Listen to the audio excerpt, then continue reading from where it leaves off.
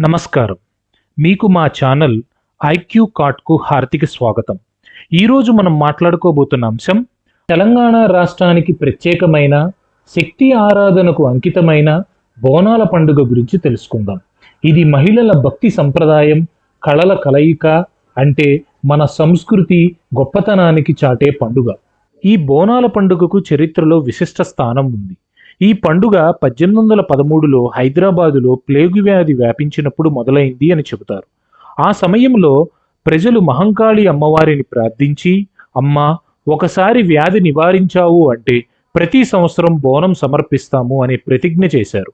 అప్పటి నుండే బోనాలు నిర్వహించబడుతున్నాయి. బోనాలు అంటే భక్తితో కూడిన అన్నదానం. స్త్రీలు శుద్ధంగా స్నానం చేసి పసుపు కుంకుమలతో భోజనాన్ని బట్టల కుండల్లో భర్తీ చేసి తలపై మోసుకుని అమ్మవారిని సమర్పిస్తారు. ఇది బోనం. ఈ బోనంలో అన్నం, పులిహోర, పెరుగన్నం, చక్కెర వంటి పదార్థాలు ఉంటాయి. పెరేడ్ మాదిరిగా ఊరేగింపు జరుగుతుంది. ముందుగా పోతురాజులు డప్పులతో మాస్కులు ధరించి నాట్యం చేస్తారు. వాళ్ళు అమ్మవారి వీరభటులుగా భావింపబడతారు. ఆ తర్వాత మేళాలు, మంగళ వాయిద్యాల మధ్య భక్తులు బోనాలను తీసుకువెళ్తారు. హైదరాబాదులో శక్తి ఆలయాలు బోనాల వేడుకలకు ముఖ్య కేంద్రాలు అవుతాయి. గోల్కొండ మహంకాళి, బాలాలమ్మ గుడి, లాల్ దర్వాజా, అక్కన్న మాదన్నల ఆలయాలు ప్రసిద్ధి చెందినవి. ఇక్కడ అమ్మవారికి ప్రత్యేక పూజలు, ఊరేగింపులు జరుగుతాయి. అలాగే సికింద్రాబాదులో ఉజ్జయిని మహంకాళి ఆలయం ముఖ్యంగా చెప్పుకోవాలి. అక్కడ బోనాల ఊరేగింపు రాష్ట్ర స్థాయిలో ఎంతో ప్రాచుర్యం పొందింది.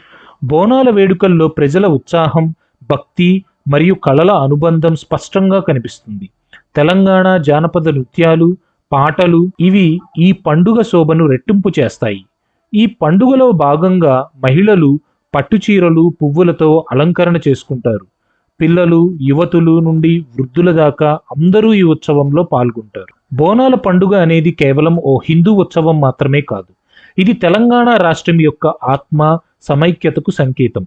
ఇది అమ్మవారి పట్ల ఉన్న అపారమైన భక్తిని, మహిళల పాత్రను మరియు మన జానపద సంపదను గర్వంగా చూపిస్తుంది.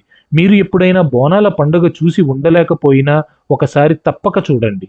అందులోని సంబరం, భక్తి, జానపద కళలు అన్నీ మన సంస్కృతిని మనకు గుర్తు చేస్తాయి.